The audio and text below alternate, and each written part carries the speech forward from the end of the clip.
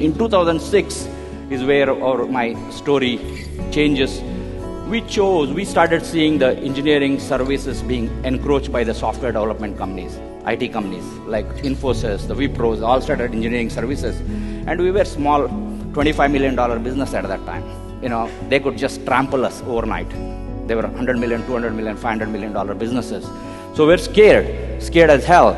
Anytime they can come and trample. So we said we will do one step away from what they could do, which is manufacturing.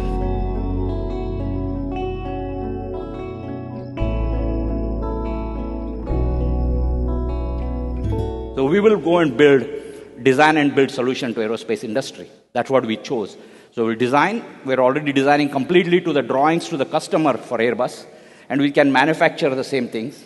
And if you have to do that, then would be compete against Western suppliers. They're all aerospace was still in Western countries. We decided to buy back the investor.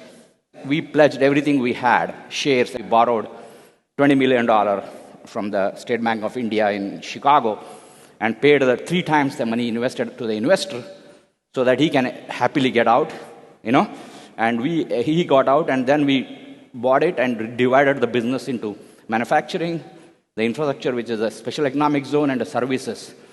Because we realized the investor, what he was saying is right. We were taking down the value of the services business by having manufacturing in there. Sometimes we are so hung up on our vision, we don't see the picture what they see, their view of it. So we had to replicate what they were thinking, still meet our vision. We agreed that I will drive, personally, the manufacturing piece, he will drive the services piece. We gave it to shareholders, all the shareholders, including ourselves. We ended up owning these 3 businesses instead of 1 business. End of the day, remember, you are also an investor. You are also a shareholder when you wear one of the hats as an entrepreneur. You want to create value to yourself, and you want to reflect what market wants you to do also. Making sure that. We did that, and then we basically unshackled the businesses to do what is necessary to do. When UPA won, one government was there was an offset which was created. Government of Air India and Indian Airlines brought large amount of aircrafts.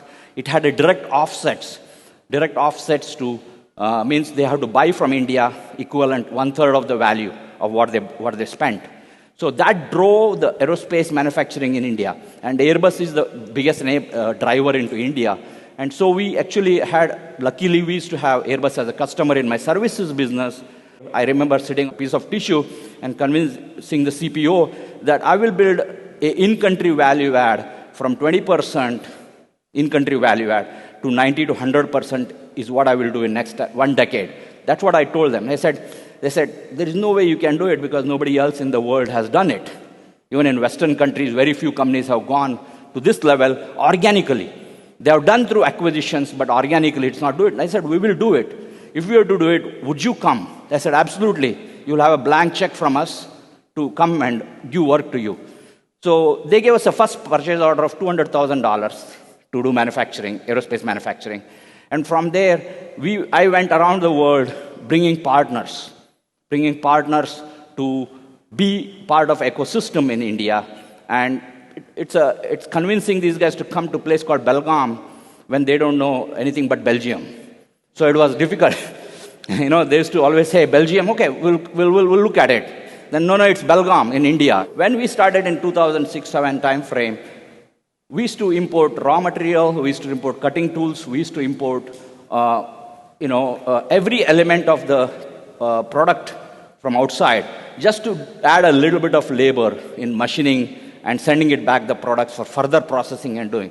So from there, about 20% value add, what I call, to today, I can very happily say that we do 90% value add in a product in the country.